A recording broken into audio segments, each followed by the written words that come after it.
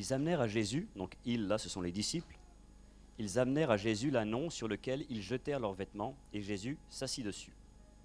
Beaucoup de gens étendirent leurs vêtements sur le chemin, et d'autres des branches qu'ils coupèrent dans les champs. Ceux qui précédaient et ceux qui suivaient Jésus criaient « Hosanna, béni soit celui qui vient au nom du Seigneur. Béni soit le règne qui vient, le règne de David, notre Père. Hosanna dans les lieux très hauts. » Jésus entra à Jérusalem dans le temple. Quand il eut tout considéré, comme il était déjà tard, il s'en alla à Béthanie avec les 12. Donc je paraphrase, je réexplique l'histoire, je la mets dans son contexte. C'est à l'époque de la fête de la Pâque, qui est une des plus importantes fêtes juives. À cette époque-là, Jérusalem était remplie de monde, puisque les gens venaient à Jérusalem pour emmener le sacrifice, pour venir célébrer la Pâque. Jésus demande à ses disciples, il y aura un ânon qui sera réservé pour moi, un petit âne. Alors vous connaissez peut-être l'histoire, il leur dit, allez là-bas et dites, prenez l'âne, sans rien demander à personne, vous prenez l'âne. Si on vous demande pourquoi vous le prenez, vous dites, mon maître en a besoin. Alors vous n'essayez pas de faire la même chose quand vous allez quelque part. Mais le Seigneur savait ce qu'il disait. Effectivement, les gens leur ont posé la question, pourquoi est-ce que tu fais ça? Et il a répondu, mon maître en a besoin. Ils ont pris l'âne, ils sont arrivés, ils ont mis leurs vêtements sur l'âne, les disciples. Jésus s'est assis dessus, il est rentré à Jérusalem.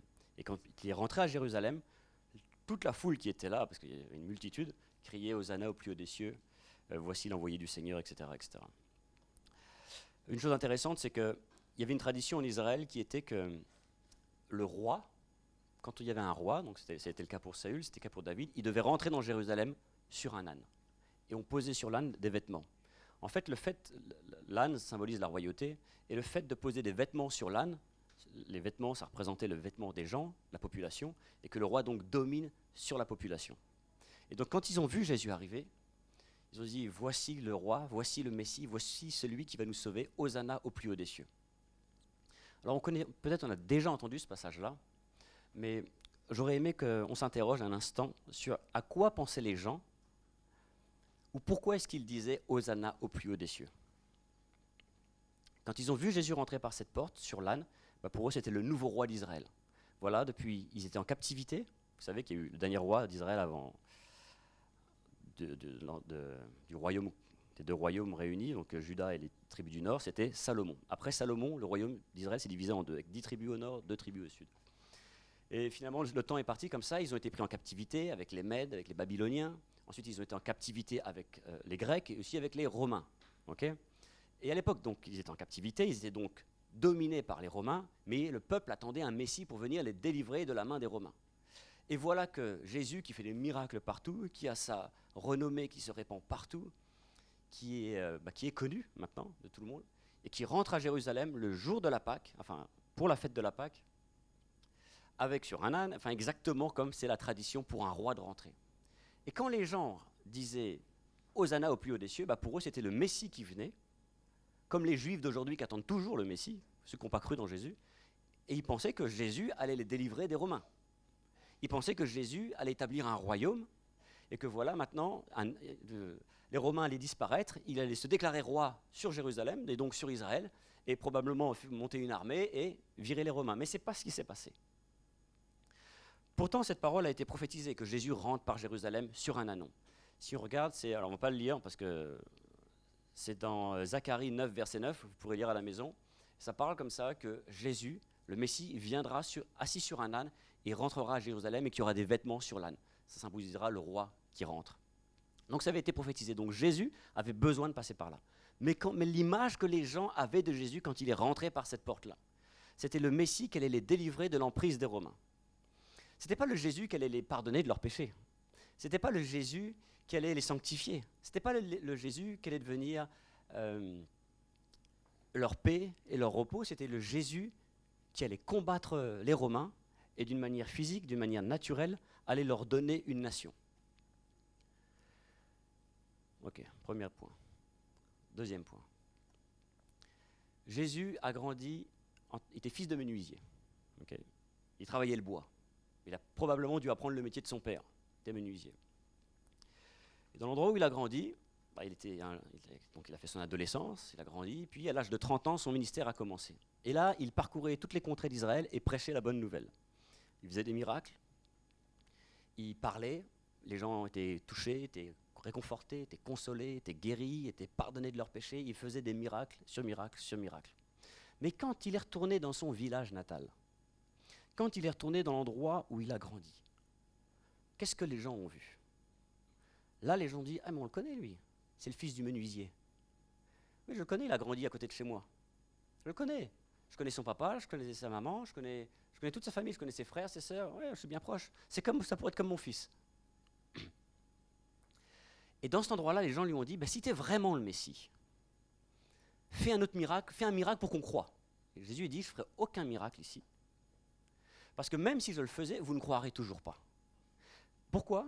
Parce qu'il voyait Jésus comme le fils du menuisier. J'ai pris ces deux exemples-là pour vous poser la question, et vous? Comment voyez-vous Jésus? Dans le premier cas de figure, les Juifs voyaient Jésus comme celui qui allait les délivrer des Romains. Et il faut savoir qu'à cette époque-là, les Juifs payaient un impôt aux Romains, en tant que peuple dominé. Ils leur payaient un impôt. Alors qu'un Romain, lui, n'avait pas cet impôt supplémentaire à payer. Donc j'imagine que quand ils voyaient Jésus, ils se sont dit, super, on va faire des économies. On aura plus... Non mais forcément, et tout ça c'est impliqué. On va faire des économies. C'était quelque part... Il y a un mélange, il y avait de l'égoïsme, et puis aussi cet orgueil qui voulait redonner la nation à Israël, redonner la royauté, chasser les ennemis, se venger de leurs dominateurs. Il y avait tous ces sentiments-là qui étaient dans ce peuple-là, mais ils ne voyaient pas que ce Jésus, il devait mourir sur la croix et qu'il n'allait pas instaurer une nation à ce moment-là, une nation physique, il allait instaurer une nation spirituelle, de tous ceux qui accepteraient dans son sacrifice, qui seraient lavés par son sang et qui entreraient dans cette nation spirituelle, la nouvelle Israël, la nouvelle Jérusalem, dans laquelle vous et moi nous appartenons. Souvent, quand on lit ce passage de Jésus qui rentre dans Jérusalem, on ne voit pas ce côté on voit que les gens acclament Jésus, mais on ne réalise pas qu'ils l'acclamaient en fait pour la mauvaise raison. Ils le voyaient de la mauvaise manière. Ils le voyaient d'une manière naturelle, d'une manière physique. Ils ne voyaient pas spirituellement ce qu'il allait accomplir. On va lire la même histoire, c'est-à-dire celle où Jésus rentre dans Jérusalem. Là, on l'a lu dans Marc, on va la lire dans Jean, ce que Jean lui raconte de cet événement. Jean chapitre 12, verset 12.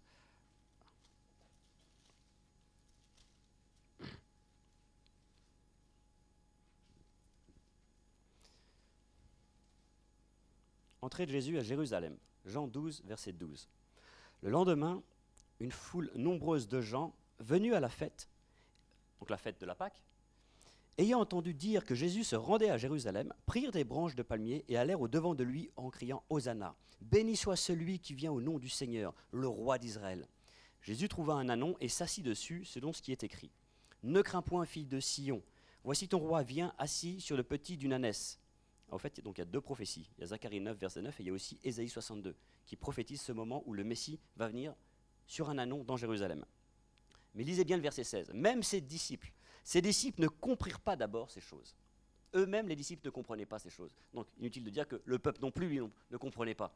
Si ceux qui étaient le plus proches de Jésus ne comprenaient pas, inutile de dire que le peuple lui aussi ne comprenait pas.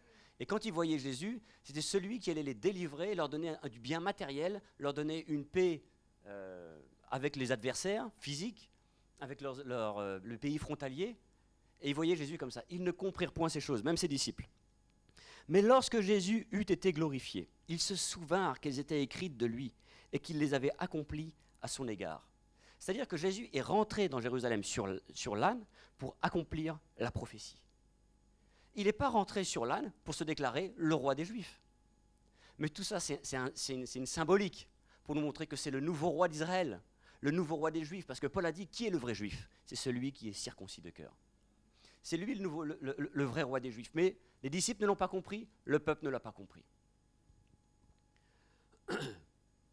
Et je vous repose cette question.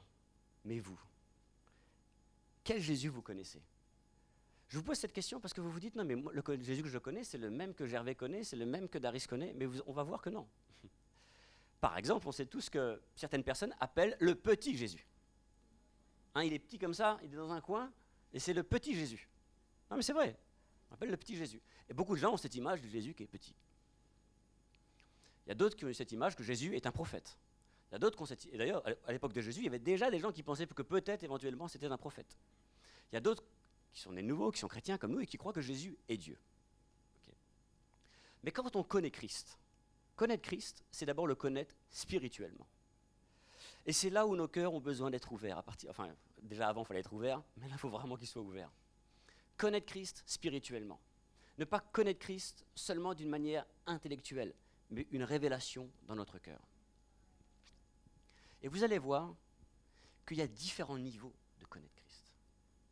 Il y a différentes manières de connaître Christ. On prend le cas des disciples de Jésus. Jésus avait ses disciples, ils étaient toute la journée avec lui. Ils étaient le soir avec lui, ils étaient dans la barque avec lui, ils marchaient avec lui, ils mangeaient avec lui, ils priaient avec lui, il les enseignait toute la journée. Et pourtant, ils ne comprirent point ces choses. Il a dit des centaines, pas des centaines, je ne sais pas, mais en tout cas c'est relaté un grand nombre de fois dans la Bible, qu'il allait mourir sur la croix et qu'il allait ressusciter. Il l'a dit, mais ils n'ont pas vu. Mais pourquoi est-ce qu'ils n'ont pas vu? Est-ce qu'ils étaient intellectuellement inférieurs? Mais pas du tout. Parce que c'est spirituellement qu'on connaît Christ.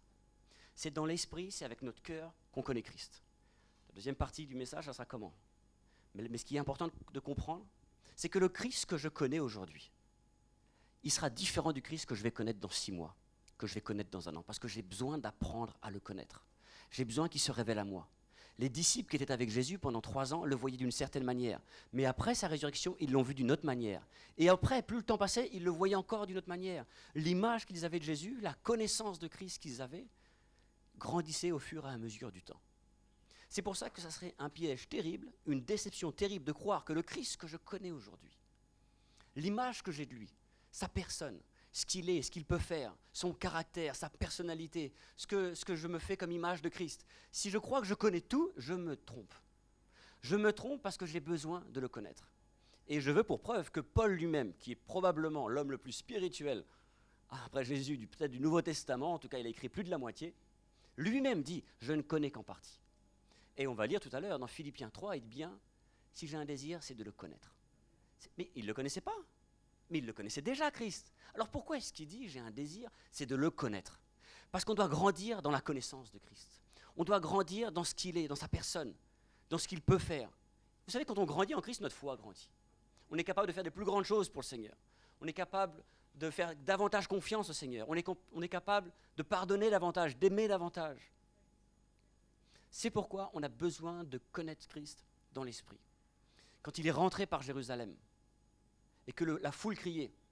Et à cette époque-là, le peuple juif était le peuple choisi par Dieu. Mais vous savez, des fois, il faut que je mesure bien mes mots là. Vous savez, parfois, on peut venir à l'église par égoïsme aussi. Par égoïsme. On a nos problèmes, on a nos difficultés, nous tous. On a peut-être nos manquements financiers. Et quand on parle à Christ, on lui parle pour qu'il puisse résoudre nos problèmes. On lui parle pour que nos problèmes soient résolus. Mais on ne le voit pas peut-être encore comme celui qui peut me sanctifier, qui peut changer mon cœur, qui peut changer mon comportement, qui peut changer ma manière de vivre, qui peut changer ma manière de voir les choses, qui peut changer ma manière de parler à ma femme, ma manière de parler à mes enfants, ma manière de me comporter dans mon travail. On ne le voit. Alors, ce n'est pas une accusation, mais vous comprenez, je parle en général. Hein, bien sûr, il y a des exceptions, mais je parle en général.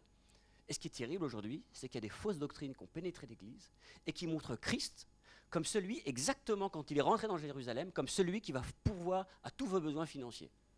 Mais bien sûr que Christ est capable de pourvoir aux besoins financiers. Bien sûr que Christ, à l'époque où il est rentré dans Jérusalem, bien sûr qu'il était capable, en une parole, d'écraser l'armée romaine. Bien sûr qu'il pouvait. Mais ce n'était pas son plan. Ce n'était pas ce qu'il avait prévu. Ce n'était pas ce qui était dans son cœur. Mais bien sûr qu'il est capable. Bien sûr qu'il peut délivrer des Romains. Bien sûr qu'il est capable de faire ça. Mais ce n'était pas son plan. Le peuple l'acclamait pour la mauvaise raison. Il est rentré sur cet âne, comme on vient de lire, afin que la parole soit accomplie. C'est marqué, verset 16, c'est marqué clairement, afin que la parole soit accomplie. Il ne cherchait pas à devenir le roi physique, parce que le roi physique, qu'est-ce que c'est? Mais il cherchait à être le roi d'Israël, spirituel, celui qui va rassembler tous ses enfants, tous ceux dont le cœur est circoncis, tous ceux qui marchent dans ses voies, qui s'attachent à lui et qui prennent le chemin. On va dire un autre passage, dans Luc chapitre 24.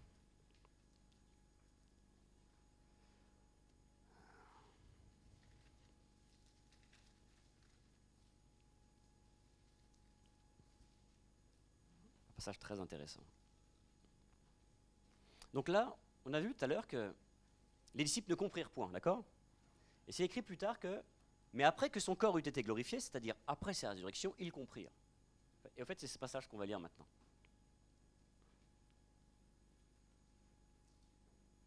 Okay, c'est un peu long, mais il faut passer par là pour qu'on comprenne bien le contexte. Donc je commence 24, verset 1.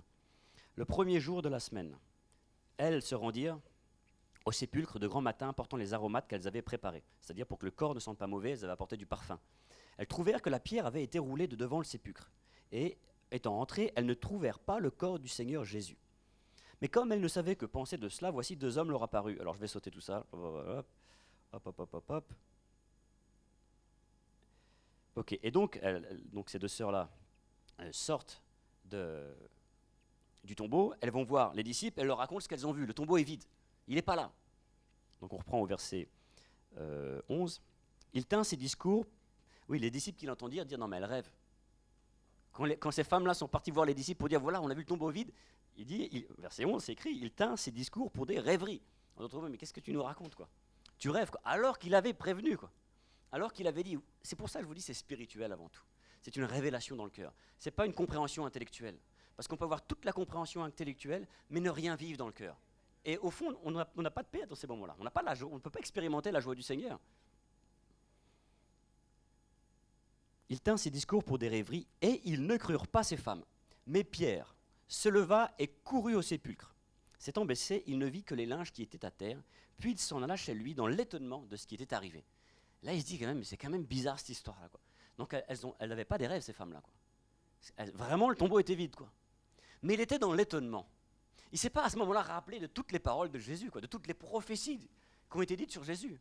Quand Jésus, par exemple, tout à l'heure, on parlait que quand il est retourné dans son village, et quand les gens lui ont dit, allez, fais un miracle pour nous, il dit non, je ne vais pas faire un autre miracle. Le seul miracle que vous allez voir, c'est celui de Jonas, qui restait 3 jours dans le ventre du poisson. En fait, il parlait de sa mort, que lui-même allait 3 jours dans le tombeau. C'est tout ce que vous allez avoir comme miracle, vous. Donc, il y a eu de multitudes de reprises où le Seigneur a parlé de ça, mais il était dans l'étonnement. Verset 13. Et voici ce même jour, 2 disciples allaient à un village nommé Emmaüs, qui était éloigné de Jérusalem de 60 stades. Alors ça, j'ai aucune idée, bon, combien c'est, ça doit être au moins 1 ou 2 kilomètres, j'imagine. Si quelqu'un, ça aurait été intéressant de savoir. Mais en fait, la distance nous permettrait de savoir combien de temps ils ont marché. Ils s'entretenaient de tout ce qui s'était passé. Les disciples marchaient. Pendant qu'ils parlaient et discutaient, Jésus s'approcha et fit route avec eux. Mais leurs yeux étaient empêchés de le reconnaître. De quoi vous entretenez-vous en marchant pour que vous soyez tous tristes? Jésus leur dit. L'un d'eux, nommé Cléopas, lui répondit. Es-tu le seul qui, séjournant à Jérusalem, ne sache pas ce qui est arrivé ces jours-ci? Jésus leur dit. Quoi? Comme s'il ne savait pas lui-même. Mais il voulait les entendre parler. Et ils lui répondirent. Ce qui est arrivé au sujet de Jésus de Nazareth. Et regardez ce qu'ils disent, qui était un prophète puissant en œuvre et en parole devant Dieu. Mais c'est quand même incroyable. Ce sont les disciples de Jésus qui maintenant disent qu'il est un prophète, quoi. Mais ils n'ont rien compris, quoi. 10 km. Donc 10 km, ils ont marché. Donc c'est long, 10 km. Ah oui, 10 km, ça prend au moins 1 heure de temps, ça. 1 heure, pardon. Ouais. Plus même à marcher, hein. Donc ils ont dû parler pendant longtemps, quoi. Parce que là, on relate là, que ces morceaux qu'ils ont discuté, mais ils ont discuté de plein de choses. Du climat, je ne sais pas, ils ont discuté d'un paquet de trucs, quoi. Mais ce qui est incroyable, c'est que les disciples ne comprirent pas et dirent à Jésus lui-même, non, non, c'est un prophète, c'est un grand prophète, devant Dieu et devant tout le peuple.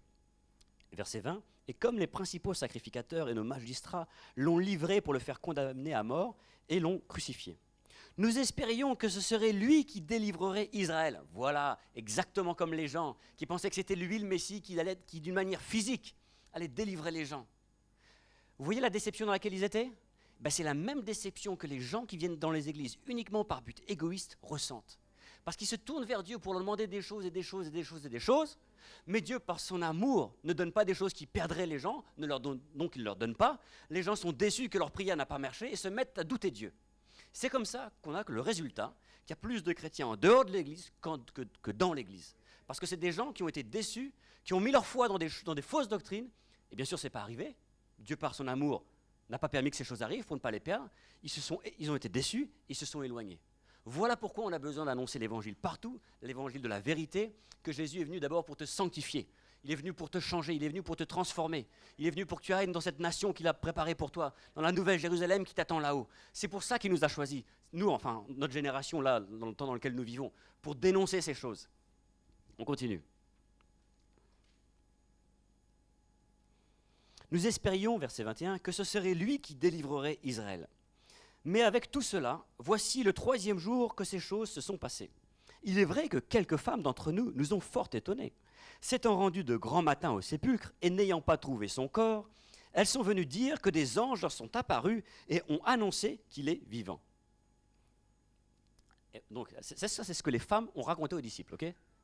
On revient un peu en arrière. Okay, les femmes ont dit, on est parti sur le tombeau, on a vu que la pierre a été roulée, et on a vu des anges qui nous ont dit qu'il est vivant. Et rappelez-vous ce que ça dit avant, ça dit que quand ces femmes-là sont rentrées, et qu'elles ont raconté ça aux disciples, les disciples disent, mais vous avez des rêves, quoi. Pourtant, c'était les disciples de Jésus, là. On ne parle pas d'un gars qui ne comprend rien du tout, qui n'a jamais été avec Jésus, qui ne l'a jamais vu, c'est des gens qui ont vécu, Jésus était physiquement à côté d'eux. Ils pouvaient le toucher, vous imaginez un coup ? C'est pour ça que Jésus, qu'on doit connaître, même s'il rentrait physiquement ici, c'est pas ça qui est important, c'est de le connaître dans l'esprit. C'est comme ça que des hommes qui n'ont jamais vu Jésus physiquement, comme l'apôtre Paul par exemple, connaissaient Jésus spirituellement davantage que les disciples. Parce que c'est spirituellement qu'on doit le connaître, et pas physiquement, pas intellectuellement. Quand je dis physiquement, quand je dis physique, ça inclut tout ce qu'il y a dans mon physique, c'est-à-dire mon intellect, c'est-à-dire mes sentiments, c'est-à-dire mes émotions. Mais quand je viens à Christ, la Bible me dit que je suis né de nouveau. C'est-à-dire qu'il y a une deuxième naissance qui prend place en moi. Mon esprit devient en communion avec Dieu. Et maintenant, c'est mon esprit qui a besoin de connaître Jésus. Ce n'est pas mon corps, c'est mon esprit, ni mon âme, c'est mon esprit qui a besoin de connaître Jésus. Et plus mon esprit connaît Jésus, plus il devient une réalité pour moi, et plus j'avance dans le Seigneur, plus j'expérimente sa grâce, j'expérimente sa puissance. Oui, sa puissance. La puissance pour quoi faire ? La puissance pour pardonner quand c'est impardonnable. La puissance pour aimer quand il n'y a vraiment aucune raison d'aimer. La puissance pour le louer quand je n'ai pas envie de le louer. La puissance pour croire quand il n'y a rien qui autour de moi m'indique que je devrais croire. C'est ça la puissance dont on a besoin. Cette puissance-là, elle se manifeste le plus que je connais Christ. On continue. Donc, voilà, on continue, verset 22. Verset 23. Et n'ayant pas trouvé son corps, elles sont venues dire que des anges leur sont apparus et on a annoncé qu'il est vivant. Donc on se rappelle le contexte, Jésus marche avec ses 2 disciples. Quelques-uns de ceux qui étaient avec nous sont allés au sépulcre, et ils ont trouvé les choses comme les femmes l'avaient dit, mais lui, ils ne l'ont point vu. C'est-à-dire, ils n'ont pas trouvé Jésus. Et Jésus leur dit, verset 25, « Ô homme sans intelligence, et dont le cœur est lent à croire, tout ce qu'ont dit les prophètes. » Là, il dit, vous n'avez toujours pas compris, quoi. Les prophètes l'ont annoncé, c'était écrit depuis des... Vous étudiez la Torah, vous devriez savoir. Et puis il dit, « Ne fallait-il pas que le Christ souffrit ces choses et qu'il entrât dans sa gloire ?» Et quand il dit cette phrase-là, il mentionne une prophétie. Il mentionne Ésaïe 50, verset 6, où ça parle de cette phrase que Jésus dit à ce moment-là. Il essayait de leur donner une astuce, un tips, comme on dit, un indice. Mais cette phrase-là, ça vous dit rien ? Vous ne faites pas la connexion entre cette prophétie-là et ce qui vient de se passer ? Vous ne faites pas la connexion ? Et là, Jésus, commençant par Moïse, donc ils ont eu du temps, effectivement, commençant par Moïse et par tous les prophètes, il leur expliqua dans toutes les Écritures ce qui le concernait. Donc Jésus leur explique maintenant. Ça va être très intéressant. Jésus leur explique. Il commence depuis Moïse, et puis il part. Tous les prophètes. Après Moïse, il y a eu Josué, et puis il part comme ça. Effectivement, ça a dû prendre du temps. Quelle grâce de pouvoir être enseigné par Jésus. C'est peut-être incroyable quand même. Lorsqu'il fut près du village où ils allaient, il parut vouloir aller plus loin. Mais ils les pressèrent en disant, « Reste avec nous, car parce que là, ils n'ont toujours pas vu que c'était Jésus qui marchait avec eux là. Même qu'il leur explique et tout, ils n'ont toujours pas vu que c'était Jésus. Okay. Donc Jésus semble vouloir continuer à marcher, mais les disciples lui disent « Non, mais viens avec nous, car le soir approche, verset 29, le jour est sur son déclin, c'est-à-dire que le ciel tombe, le soleil se couche. Et donc Jésus entra pour rester avec eux. » Verset 30. Pendant qu'il était à table avec eux. Donc jusqu'à maintenant, même que Jésus a tout expliqué, ils ne voient toujours pas. C'est quand même intéressant de se dire que quand Jésus explique, on ne peut ne pas comprendre. Exactement. Et c'est là qu'on va lire, verset 30. Pendant qu'il était à table avec eux, il prit le pain. Et après avoir rendu grâce, il le rompit et leur donna. Alors leurs yeux s'ouvrirent et ils le reconnurent. Quand le pain a été rompu, ils reconnurent Jésus. Quand le pain a été brisé, ils ont tout compris. Le pain, ça représente quoi ? Ça représente la chair. Quand la chair est rompue, quand la chair est brisée, alors on découvre Christ. Alors on comprend davantage ce qui est dans la Bible. s'il n'y a pas ce pain, tant que ce pain n'avait pas été rompu. Même que Jésus lui-même leur expliquait, ils ne pouvaient pas le voir. Il fallait que le pain soit rompu. Il fallait que la chair soit brisée. Et on ne pourra pas connaître Christ d'une autre manière dans l'esprit si notre chair n'est pas brisée. Si notre chair n'est pas travaillée par le Seigneur. Si nous ne prenons pas notre croix, nous ne pourrons pas le connaître davantage. C'est pour ça que le Christ que je connais aujourd'hui, le Christ, oui, parce que nous tous, on se fait une différente face. Quelque part, on a tous une différente image de ce qu'est Christ pour nous. Peut-être pour certains qui a davantage de foi, le Christ est vraiment tout puissant pour lui, et pour l'autre, il est puissant, quoi. Bon, il a entendu dire qu'il était tout puissant, mais il ne l'a jamais vécu. Mais quand tu le vis pour toi-même, c'est différent. Mais pour que tu puisses le connaître davantage, le seul moyen pour toi de connaître Christ, vraiment, c'est de prendre le chemin de la croix. C'est de t'identifier avec lui. Et maintenant, pour emmener la conclusion, on peut dire ça comme ça. Ce n'est pas la conclusion, mais pour prouver le fait que quand le pain se rompt, on voit Christ, on va lire dans Philippiens chapitre 3.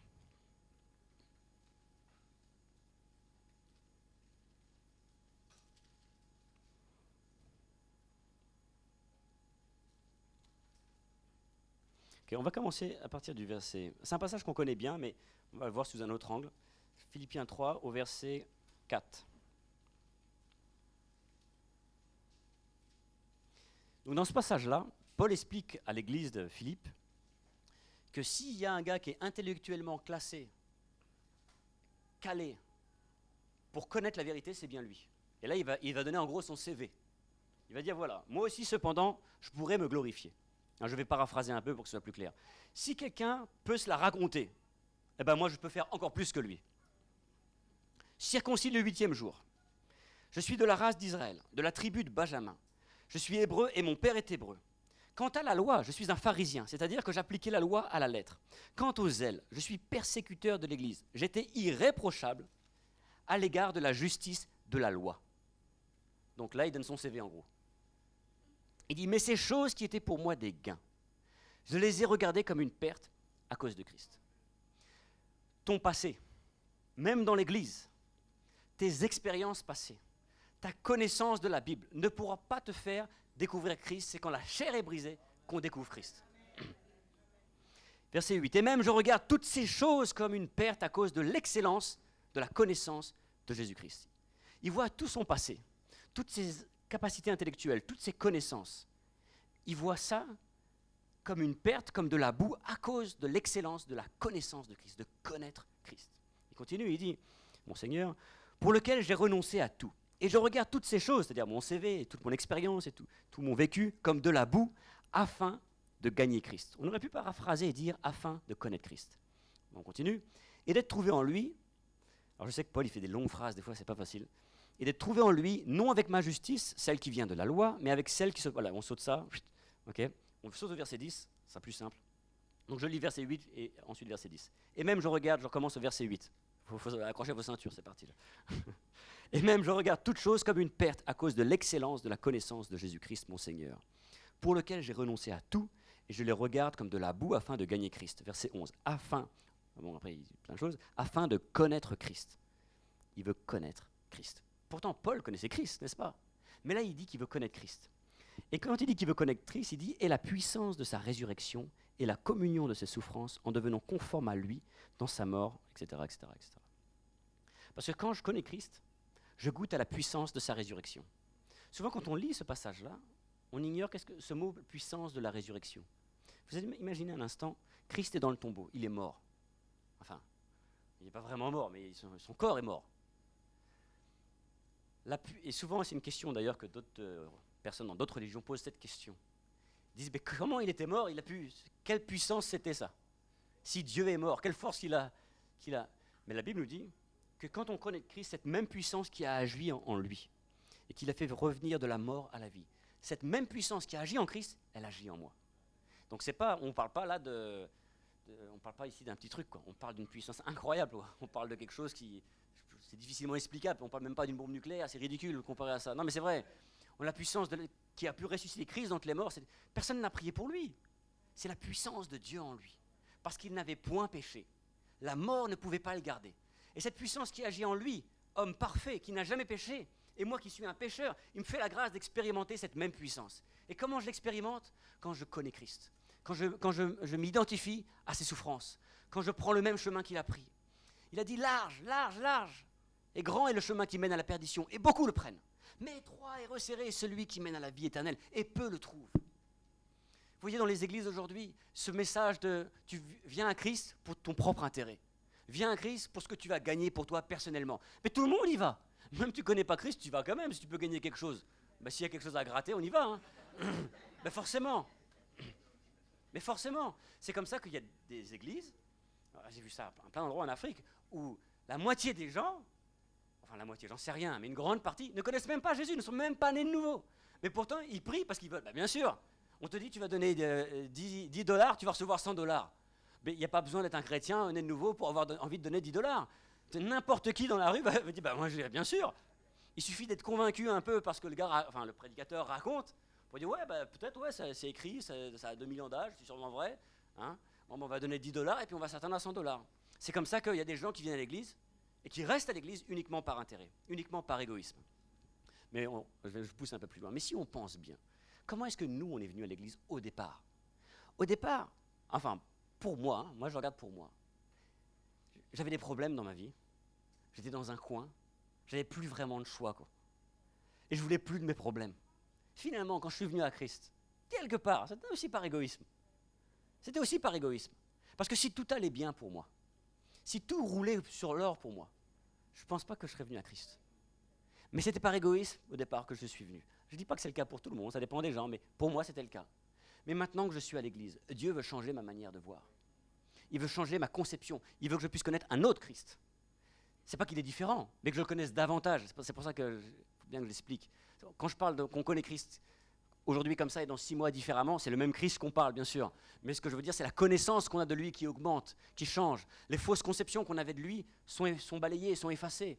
Et plus on avance, plus la chair est brisée, plus le pain est rompu, et plus je comprends, plus je vois. Et c'est pour ça que des fois, quand je vois mon frère qui passe par un moment difficile, et que j'aurais aimé l'encourager, je peux l'encourager, bien sûr. Mais il y a des choses que chacun d'entre nous, on a besoin que cette chair, ce pain soit rompu. Et que tu peux expliquer toutes les paroles que tu veux. Jésus lui-même, comme il a fait à ses disciples, peut venir t'expliquer. Mais tu ne comprendras pas. Parce qu'il faut que cette chair soit brisée. Le seul moyen que Dieu peut manifester sa gloire dans un homme, c'est qu'il soit brisé. Le seul moyen que Dieu puisse prendre la place dans le cœur d'un homme, c'est que la volonté de cet homme soit écrasée, c'est exactement ça, soit amoindrie, et que Dieu puisse régner, qu'il puisse être comme assis sur cet âne, avec les vêtements dessus. Ça montre la domination, ça montre qu'il règne et qu'il domine. Le Jésus que je veux acclamer, c'est celui qui rentre par la porte de mon cœur, hein, c'est une image, assis sur cet âne. Parce que pour le peuple d'Israël, quand il était sur l'âne, ça représentait le roi, c'est le roi de ma vie.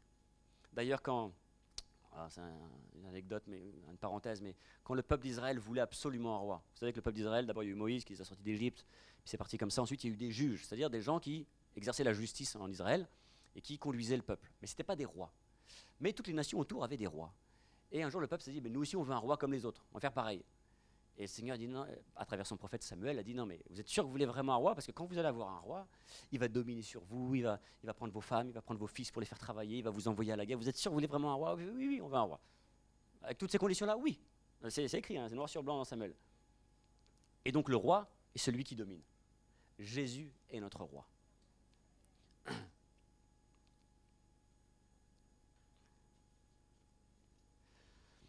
Maintenant, bon, j'espère que c'est déjà clair pour vous, mais j'ai encore 2 versets qui, j'espère, appuieront mon propos.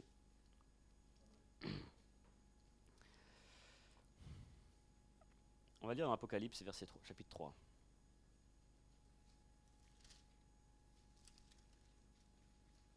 Alors l'Apocalypse, un livre très complexe, hein, que je lis très rarement parce que je ne comprends rien, mais en tout cas les premiers chapitres, il y a ce passage où Dieu dit à Jean d'écrire des lettres pour différentes églises. Okay, et donc ces églises, en fait, ce sont des régions où il y a des églises, en réalité. Et donc, dans une de ces lettres, donc ces lettres-là sont adressées à des chrétiens, hein, ce n'est pas adressé à des gens qui ne connaissent pas Christ, c'est adressé à des chrétiens. Et donc dans Apocalypse 3, au verset 17, il est écrit, on connaît tous ce passage, Parce que tu dis, je suis riche, je me suis enrichi, et je n'ai besoin de rien. Et parce que tu ne sais pas que tu es malheureux, misérable, pauvre, aveugle, j'insiste sur l'aveuglement, et nu. Quand on croit qu'on connaît, quand on croit qu'on comprend tout, c'est le commencement où on ne comprend déjà plus rien. En gros, on pourrait dire ça comme ça. Tu dis, je me suis enrichi. De quel enrichissement parle-t-il? Il ne parle pas d'un enrichissement matériel, mais il parle d'un enrichissement où tu connais beaucoup de choses. On dirait intellectuel, un enrichissement où tu connais beaucoup sur la doctrine. Tu peux discerner ce qui est bien et ce qui est mal. Quelque part, tu as plus de connaissances que la personne de la rue, parce que tu as suivi les enseignements de Jésus, tu as suivi les enseignements de la Bible. Tu as cette connaissance et tu penses que tu t'es enrichi. Mais la parole nous dit, tu dis que tu t'es enrichi, tu dis que tu es riche, mais tu ne vois même pas que tu es pauvre, aveugle et nu, misérable et malheureux. Mais surtout aveugle, que tu ne vois pas. Quand quelqu'un est orgueilleux, je vais vous raconter une petite histoire d'ailleurs, ça va vous faire rire, mais quand quelqu'un est orgueilleux, il ne le sait pas en fait. Il ne peut pas savoir, parce que s'il le savait déjà, ça serait déjà une première étape d'humilité. Un jour, il y avait quelque chose que j'étais convaincu dans mon cœur, mais convaincu. Ça, personne ne pouvait me faire changer d'avis. Et je suis parti voir le frère Mickey et je lui ai dit, ben voilà, ça c'est comme ça. Je pense que c'est comme ça que ça doit se passer. Il m'a regardé, il n'a rien dit. Et j'ai vécu comme ça pendant... Mais j'avais tort, hein, mais il m'a rien dit. Et j'ai vécu comme ça pendant, je sais pas moi, 6 mois, 1 an, je sais pas. Sur un point précis, je pensais que c'était comme ça. Et puis après, au moment où le Seigneur se révèle à moi, alors je ne sais plus comment, par quelqu'un, ou je ne sais plus comment ça s'est passé, mais j'ai réalisé que j'avais tort. Et donc je suis parti le revoir, et je fais, tu te rappelles quand je t'avais dit ça, ça et ça? Mais en fait, j'avais tort, quoi. Il me dit, je sais que tu avais tort. Tu étais orgueilleux, mais je pouvais rien te dire. Parce que même si je te disais, ça n'aurait rien changé. Ça n'aurait rien changé. C'est pourquoi il faut qu'on puisse se remettre en question. Et que quand on croit qu'on est humble, parce que c'est là qu'on est orgueilleux.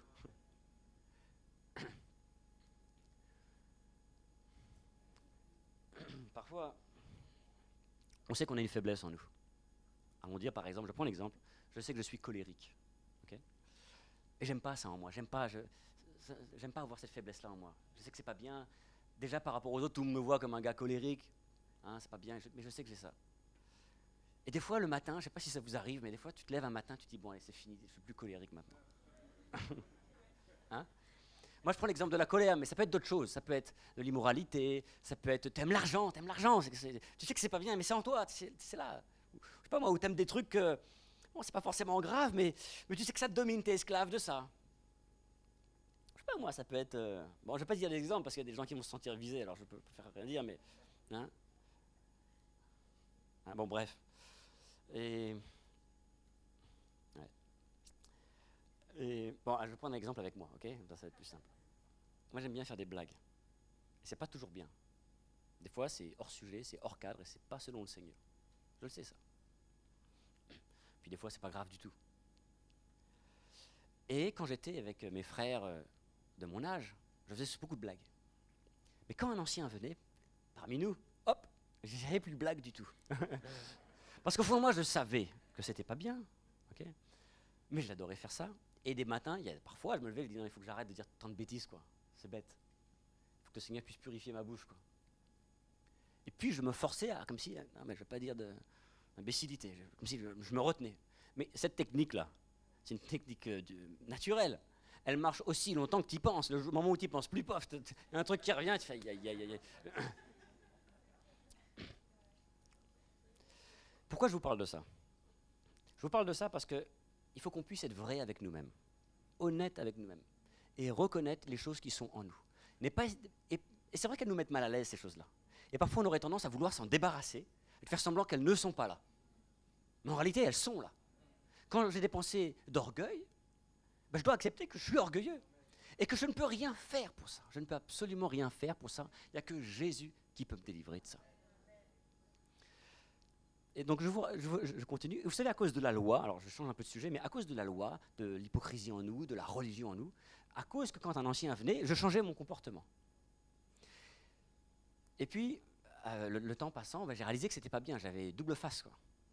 Et je dis, donc j'avais deux problèmes, j'avais celui de faire, enfin j'en ai plein, mais en deux entre autres, hein, celui de faire des blagues déplacées, et puis celui d'être hypocrite. Il y avait deux problèmes. Mais j'ai vu la grâce de Dieu me changer, et aujourd'hui je suis capable, alors comprenez, c'est entre guillemets, hein, un ancien peut être là, je ferai la même blague que s'il est là ou s'il n'est pas là. Et des fois il me reprend.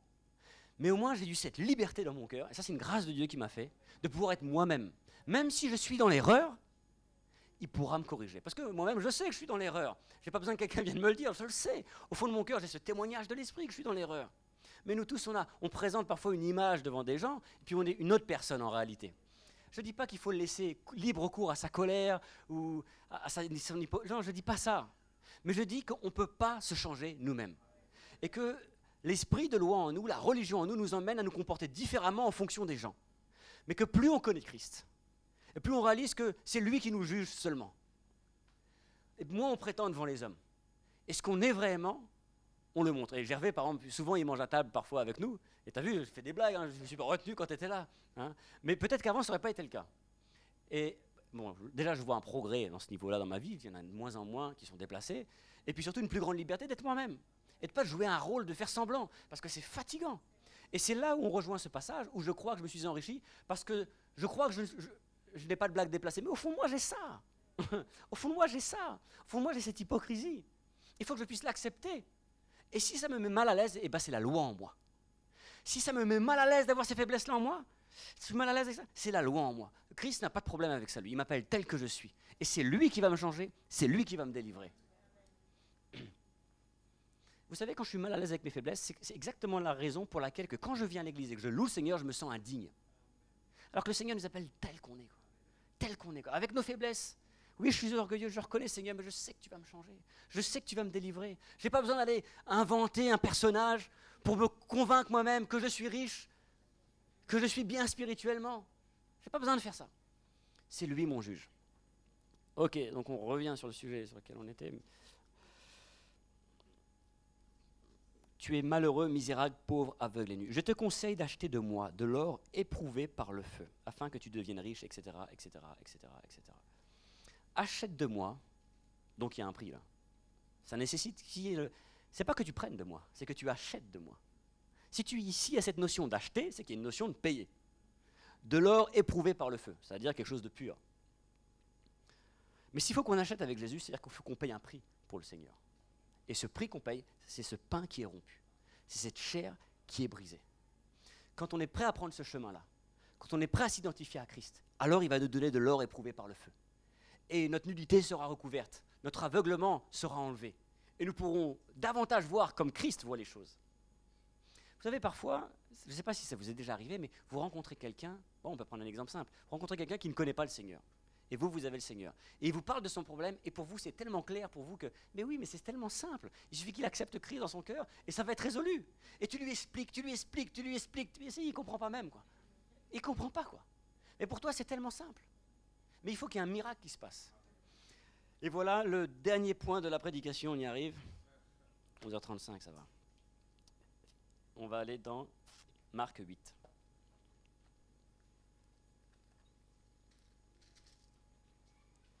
Verset 24. Donc le titre du message, c'est, et la question que je pose, c'est, mais quel Christ connais-tu ?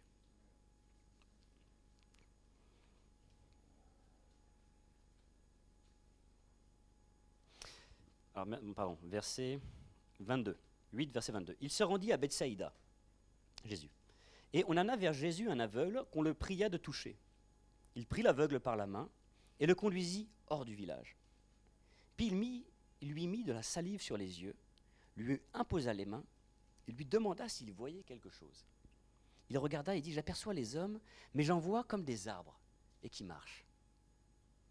Mais Jésus lui mit de nouveau les mains sur les yeux, et quand l'aveugle regarda fixement, il fut guéri et vit tout distinctement. Intéressant. Jésus a dû s'y prendre à 2 fois.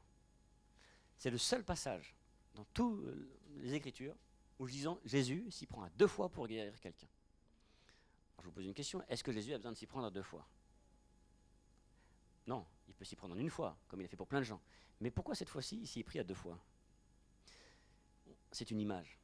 c'est une image pour nous, son peuple. Regardez le début de l'histoire. Il prit l'aveugle par la main et le conduisit hors du village. Ne dit-on pas que le monde dans lequel nous vivons est le village global? Il nous a pris en dehors de ce monde, il nous a pris par la main, il nous a retirés du village, exactement comme cet aveugle. Nous aussi, nous étions aveugles. Il nous a retirés de ce village. Et puis, en 2 fois, il a dû prendre 2 fois. La première fois, il a vu les arbres comme les hommes.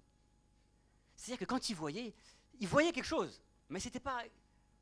En plus, comme il était aveugle, il ne pouvait pas savoir si ce qu'il voyait, les hommes ressemblaient vraiment à des arbres, il n'en avait aucune idée en réalité. Et la 2e fois, il a vu clairement.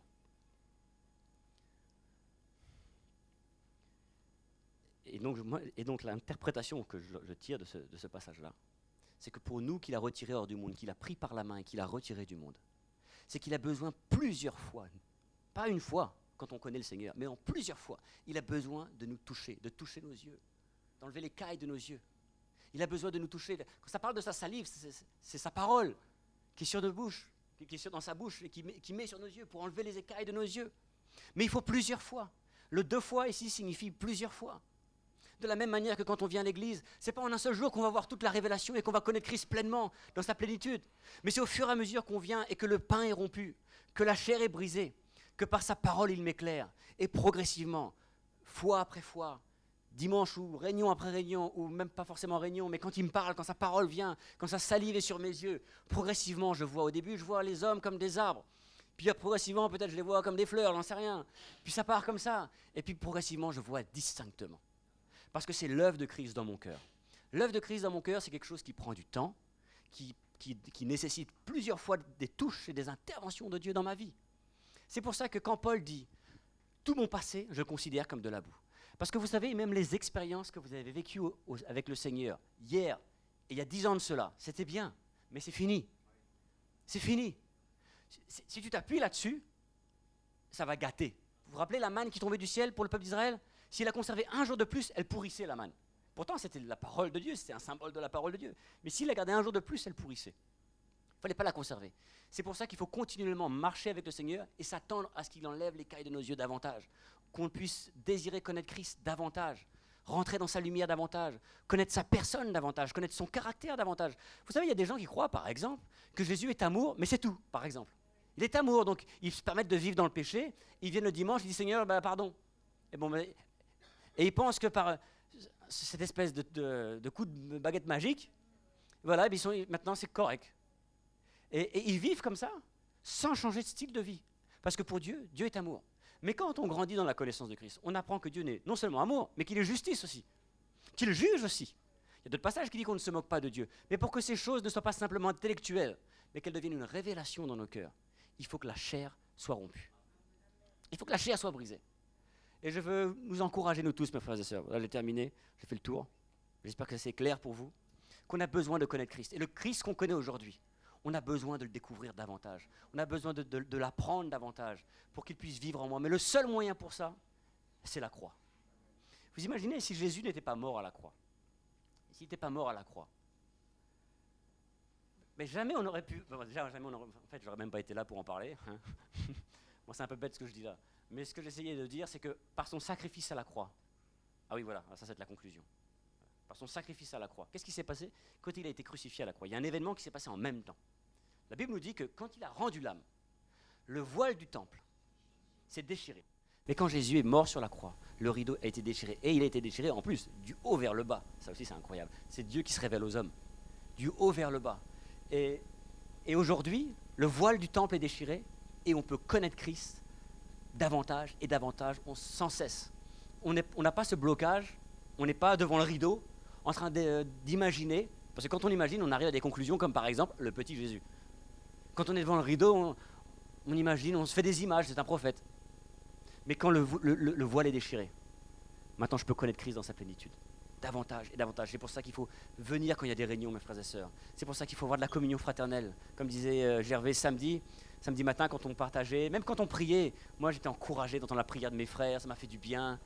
Quand on a pris le petit déjeuner après, c'était super. Et même le fait d'être ensemble, c'est ma famille. C'est mes frères, c'est mes sœurs, c'est plus que ma propre famille naturelle. C'est les gens avec qui je vais vivre toute ma vie. Et on va mourir ensemble, enfin mourir ensemble, je ne sais rien, peut-être pas au même moment, hein, mais on va vivre ensemble pour l'éternité avec le Seigneur.